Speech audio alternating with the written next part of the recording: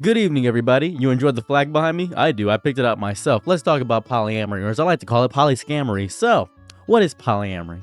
Well, I'm not talking about the caricature of the punchliner. Oh my goodness, polyamory is when one guy wants to be with a bunch of girls because he doesn't like her, but he wants to keep her around and prove that he actually can get the girls. Or maybe a girl is with a really ugly guy but financially dependent on him, so she says we should open our relationship and talk to other people when she already had other people and she's going to be with her friends who are already there, and then he's going to have trouble on Tinder and Bumble and Hinge because he's not as attractive as her, and it's easier for girls to get partners, and now he's going to get abusive because guess what? Oh my goodness, this is a horrible situation. He's tripping out. He's abusive. He's crashing out on her, and now she has a reason to leave, and people are sympathetic towards her because now she has proof, despite the fact that he wasn't abusive before the polyamorous relationship, and thus it causes this whole downward tilt. I'm not talking about that. I'm not. I'm talking about the raw, unvarnished architectural, structural reality of polyamory. In its most idealized, meticulously blueprinted form, polyamory in the perfect theology is not a party. It's a sacred covenant of intentional love, a garden where you have sworn an oath to every single plant to learn its specific needs for sun and water, to know which ones are poisonous to others, to spend your days weeding out jealousy before it can even sprout, and to do so under the unblinking sun of radical, terrifying honesty. It is a place where vulnerability isn't just shared, it is the very currency of the realm. And truth is not just a virtue, but the only God worth worshiping, a demanding and unforgiving deity that requires daily sacrifices of your ego. This is not easy. It is the opposite of casual. It is the playground of the emotionally elite, the spiritually robust, and the psychologically disciplined, and everyone else will find its gates are a psychic torture chamber. This is not the freedom that many people conceive it is. This is a disciplined practice. It's wearing the clothes of freedom, and it looks like freedom. I think it's one of the most brutally difficult ways to navigate the human heart precisely because it systematically dismantles every single safety mechanism and lazy assumption our culture has built around love. Now, I am monogamous. I am going to stay monogamous for the main bulk of my life forever and always. Monogamy, for all its flaws, has guardrails. Fuzzy, often hypocritical, but they're there, they're guardrails. Polyamory tears down those guardrails, and it just destroys it.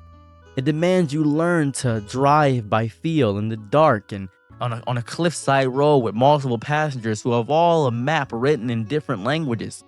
And it requires a level of communication so profound, so surgical, that it will make most monogamous couples who can barely discuss doing the dishes break out in a cold sweat and flee into the night. When this is done right, when the covenants are honored and the labor is shared, it is not just a relationship structure. It's a masterpiece of human connection that I have never seen. It's a living tapestry of chosen love that is so gorgeous it can make you weep. But when it is done wrong, it is not just a failure. It is chaos. Wearing a new, intellectually fashionable outfit, a hurricane that learned the word comparison and now uses it to justify its own destructive path.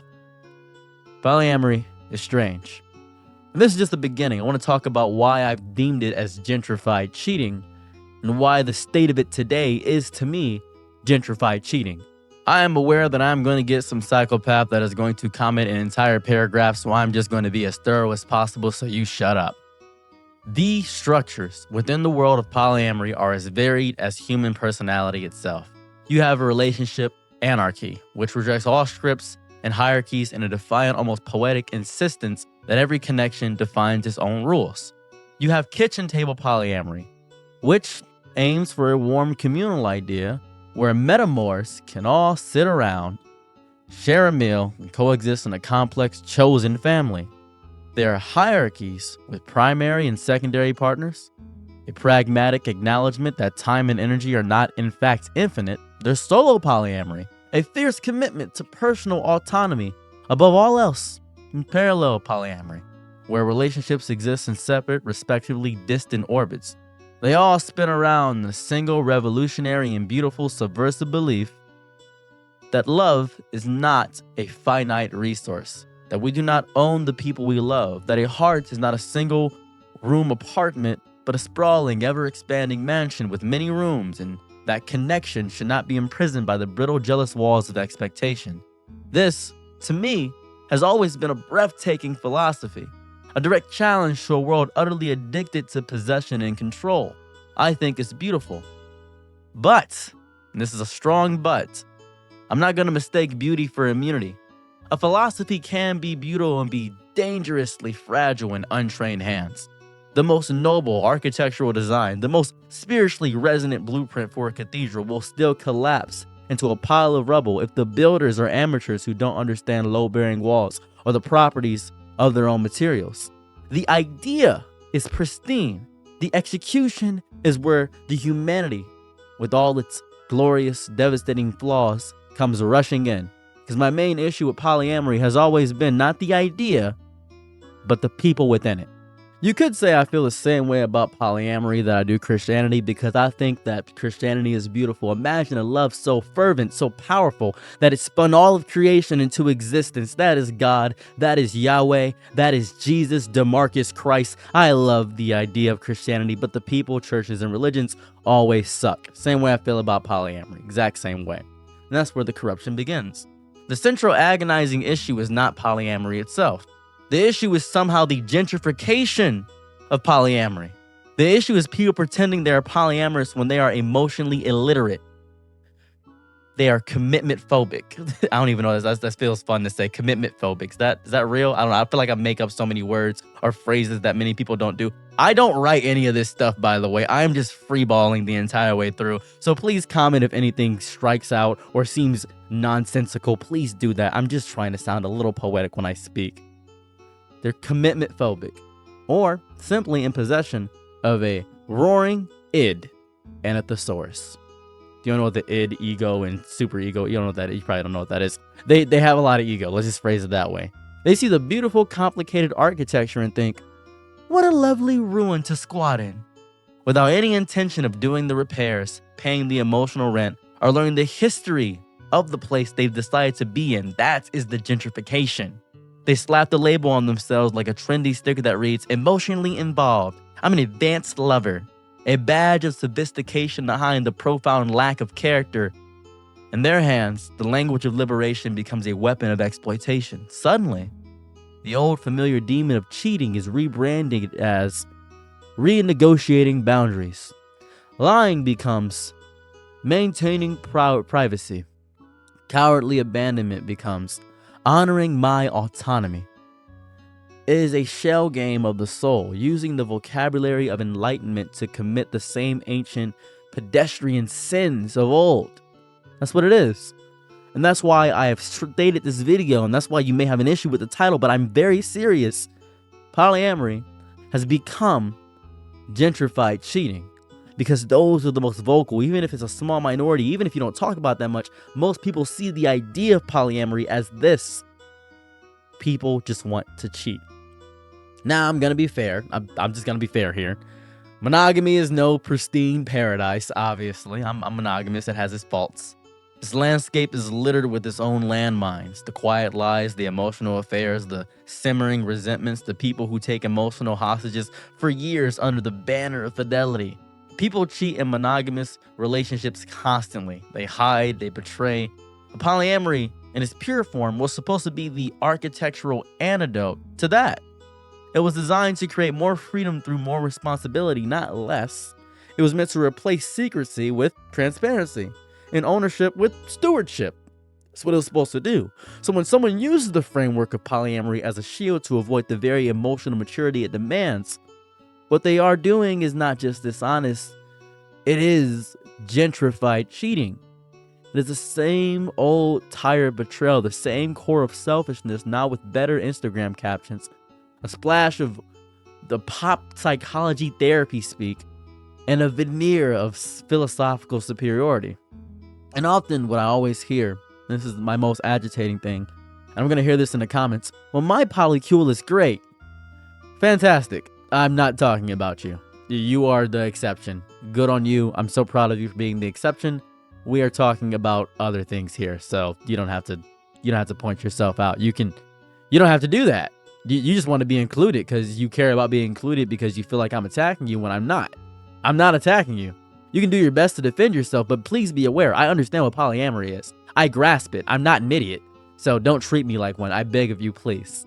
To further illustrate my point, polyamory done right in the trenches is not about a series of thrilling first dates. It is rooted in the profoundly unsexy, unglamorous work of calendar coordination that would baffle the military strategists. Oh, this is ridiculous. Checking in. It's checking in. That's emotional labor. The exhausting but necessary conversations about boundaries that feel like you're verbally mapping the very contours of your psyche.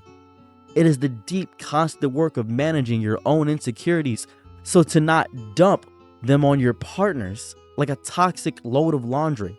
This is not a shortcut to getting your needs met. It is a mountain climb that requires you to be your very own shaman. But when people treat it as if it's a free-for-all, it devolves into a game of romantic imperialism, a cycle of conquer, extract emotional, and physical resources. That's all it is. And then you abandon, all under the flimsy justification of following my heart. They never stop to ask the one fundamental question: do I have the emotional capacity, the time, the integrity, and the sheer stamina to love more than one person well? Think of that. I simply need you to ask that question whenever you think of polyamory. Do you have that? They simply assume their desire is entitlement enough. And in that arrogant assumption, they take something that could have been rich, sacred, and transformative, and they flatten it into a hall pass for the soul. They don't want to tend a garden. They just want permission to pick all the flowers and leave the roots to die. There is a cosmic, foundational difference between the simple act of having multiple partners and the profound, demanding identity of being polyamorous. One is a lifestyle, a surface-level arrangement of your social and sexual calendar. The other is a philosophy, a deeply held belief system about the very nature of love, autonomy, and human connection. One is about consuming people like experiences, treating hearts as a destination on a curated tour of the self, collecting notches of intimacy like souvenirs without ever staying long enough to learn the local language. That is gentrification. The other is about cultivating relationships like gardens, a backbreaking, patient, and humble practice that requires you to know the specific soil of each connection.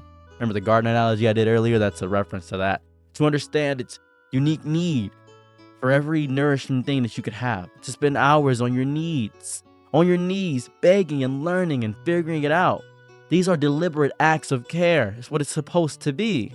If you're not doing the work of tending, if you're not listening with the intent to understand rather than to reply, if you're not holding sacred space for your partner's fears and joys without immediately centering your own, if you're not creating and honoring rituals of care that say, you matter to me in a way that is specific and enduring, then you are not polyamorous. You are just dating multiple people and hoping to God that nobody notices the festering, adolescent core of your emotional landscape. The part of you that never learned how to build anything that lasts because you were too busy being fascinated by the wrecking ball of your own design. This crucial distinction has been utterly blurred by the rise of what I like to call aesthetic polyamory. You've seen it. The TikTok and Instagram reel version of beautifully filtered diorama of chore charts color-coded by partner, matching curated piercings, and the sacred shared Google Calendar presented as the pinnacle of ethical sophistication. This presentation has made it look easy. It has systematically sanded down the rough, painful, beautiful edges of the practice and turned it into an aspirational lifestyle brand. The emotional equivalent of van life. Because van life is very hard. It's very hard. It just is. It's a series of picturesque moments obscuring the reality of mechanical breakdowns, loneliness, and the sheer exhausting effort of constant motion. People fall in love with the idea of freedom, with the cinematic trailer of non-possessiveness, but they forget the fundamental physical law of the universe. Freedom without discipline is not freedom at all. It is entropy. It is the inevitable thermodynamic slide into chaos. Polyamory, to survive, requires an immense internal emotional scaffolding, a steel skeleton of self-awareness and integrity. or the entire beautiful glass-walled structure shatters into a million lethal shards the moment someone inevitably catches the feeling they didn't pencil into the shared dock. That's why aesthetic polyamory fails, because it looks good on the surface, but at its core is deeply rotten. I have to talk about why this happens. Why this happens is because there's a fatal bug in the beautiful complex software. It happens with every great idea that ever happens. Anytime you have a wonderful idea that sounds amazing on paper, whether it be shared universal base income, whether it be universal languages, whether it be everybody gets free healthcare, human error, greed. The entire operating system of polyamory is built on one precarious, often faulty assumption that people are capable of telling the truth. Not just convenient truths, but the devastating ones. It depends entirely on a level of emotional honesty, self-awareness, and the ability to sit in the scorching discomfort of a difficult feeling without running towards the nearest distraction or excuse. We built our entire society on doing exactly that. I need to be brutally, empirically honest. Most people are catastrophically terrible at these things.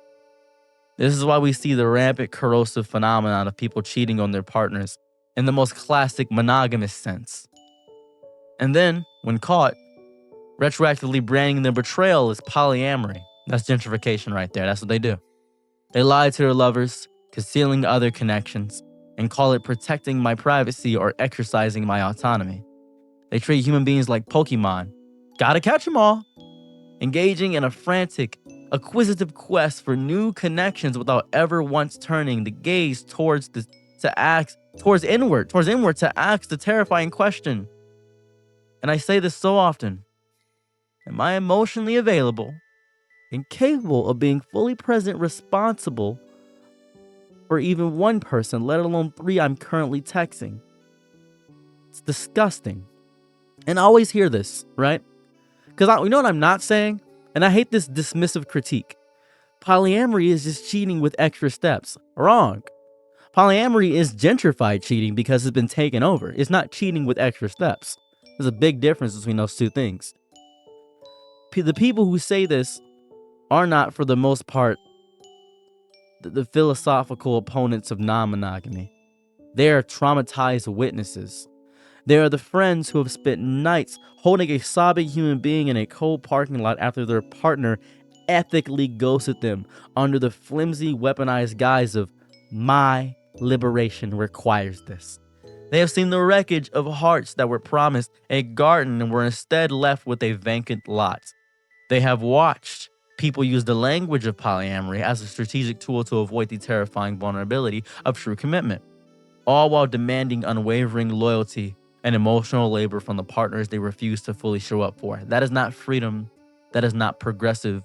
That is cowardice wearing a intellectually designed costume. It feels disgusting. It is weak, and I hate it, and it's stupid. The non-negotiable bottom line is this. You cannot just be open. That is a passive state, a door left ajar. You have to be prepared. You have to have done the grueling internal work. You have to know in your bones. You have to regulate your own emotions without making them everyone else's emergency. You have to possess the executive function to manage your time and energy with the seriousness of a Fortune 500 CEO, because you are now the steward of multiple fragile economies of the heart. You have to respect your partners as sovereign nations with their own laws and borders, not as colonies of your own desire. And most importantly, you have to be able to tell the truth when it feels like it might kill you. The words are like shards of glass in your throat because that truth is the only material strong enough to build foundations on. Polyamory without the bedrock of radical accountability is not an alternative relationship structure. It is just serial cheating with a hipster name, a thesaurus, and a better graphic design aesthetic. And when this corrupted, lazy version becomes the dominant representation in the cultural conversation, it poisons the well for everyone. It allows the entire complex, beautiful philosophy to be reduced, dismissed, and lumped in with the emotional carnage, because it was caused by its most unskilled, unethical, and irresponsible practitioners. The people who are actually doing the work, who are building those cathedrals of connection, find themselves constantly having to disclaim, no, not that kind. This is different. Their sacred practice forever shadowed by the long, messy, and very public failure of the gentrifiers. Polyamory is not the villain in the story. It never was. The villain, the antagonist, is the human drama of connection. And it will always be that. The unhealed, unexamined, and terrifyingly selfish human being. The villain is the person who confuses a philosophical framework for a free pass, who sees a path to profound connection and thinks it's a highway to their own unchecked desires. We're talking about people who move through the world with a fundamental lack of self-awareness, a gaping void where their emotional mirror should be. We are talking about people who actively refuse to heal their own wounds, instead choosing to bleed on everyone who gets close to them and then have the audacity to call the resulting mess enlightenment. These are the individuals who utter the phrase, I'm poly, well, not as a statement of principle, but as a get out of jail free card. What they mean when you strip away the trendy lexicon is, I want to remain emotionally unavailable.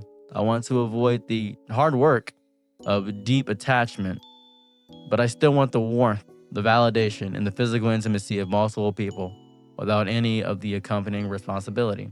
Let's just call it what it is. There's no there's no polite euphemisms. It's not liberation. This is escapism.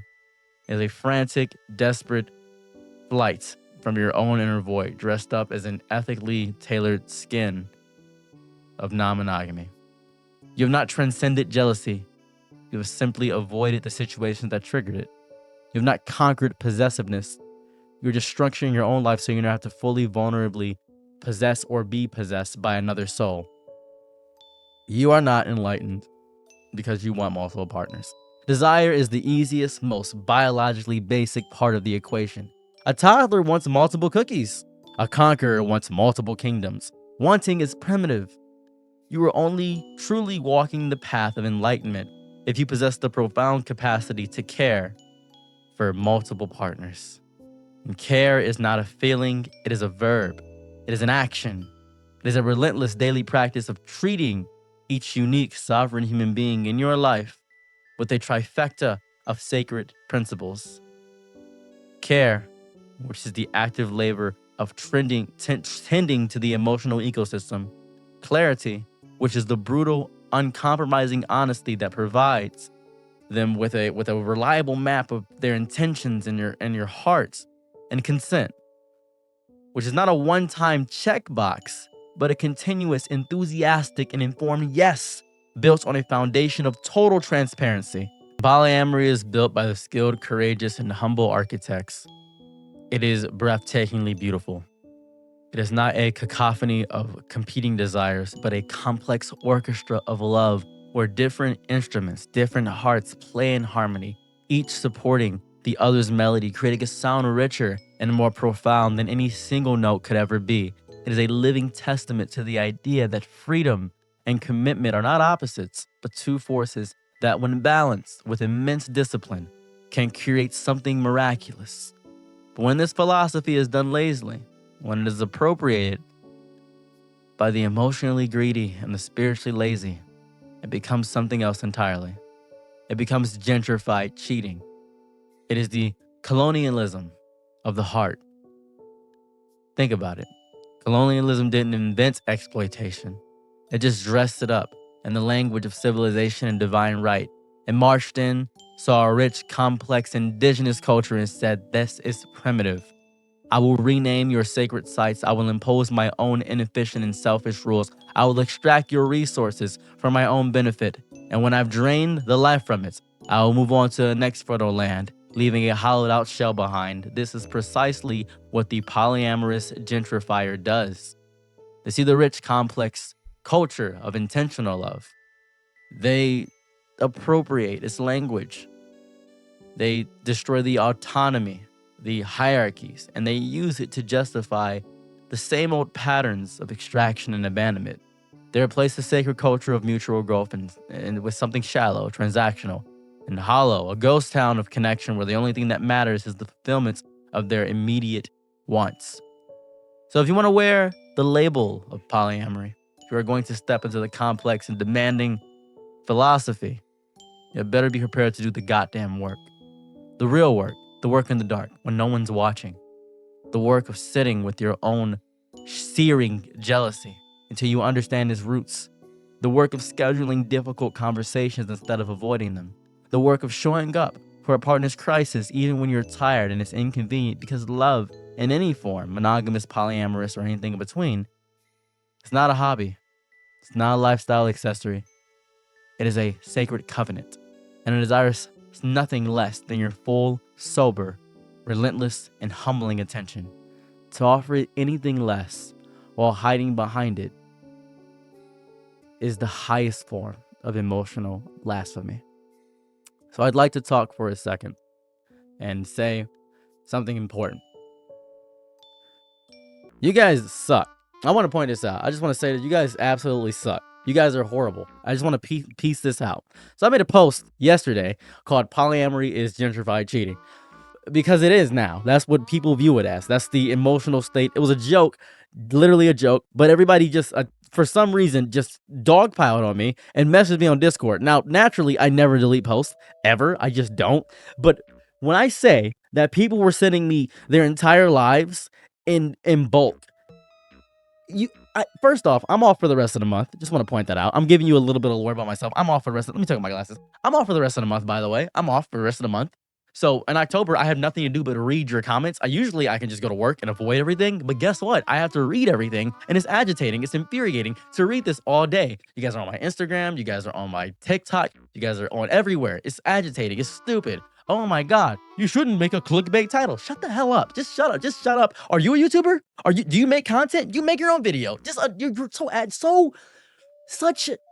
You know what? This is exactly why I can't be polyamorous, because I get too pissed at idiots. And that's why I know you can't be polyamorous either, because you make assumptions based on 4 words. You are not a good polyamorous person. You're not. I just gave you this entire soliloquy of the entire emotional vulnerabilities of everything that is in polyamory. I have spent so much time thinking of the words to say, and I've done this. I did this in one take, mind you. In one take. The reason there's cuts is so I can chapter the video, because I have back problems, because I have a messed up nerve from car crashes. So I sit down mid-video so I can do that. Are you aware of that? Are you aware? Oh my God, I am so angry. You piss me off so much. It's such snail-skulled little rabbits you are. Oh my God. First off, let's just jot this down. Let's just jot this down. Do you think me, I know it sounds ego, crazy, massive ego, Saros, whatever. Do you think that me would make a video where I don't understand the topic? Do you think I would do that? This is a diary. This whole page, every video I've ever made is a diary of the complex narrative of my life and how I have navigated every single piece of it and littered the entire vacant lot that has been my soul from the horrible reality that has existed within my body. I have made sure to be very well informed of everything I talk about, not just from anecdotal evidence, but from the informative, complex work of going to every platform and seeing every piece of what it is and the public perception and the societal ramifications of what has happened. You cannot assume, based on 4 words, my entire mindset on a situation. Are you daft?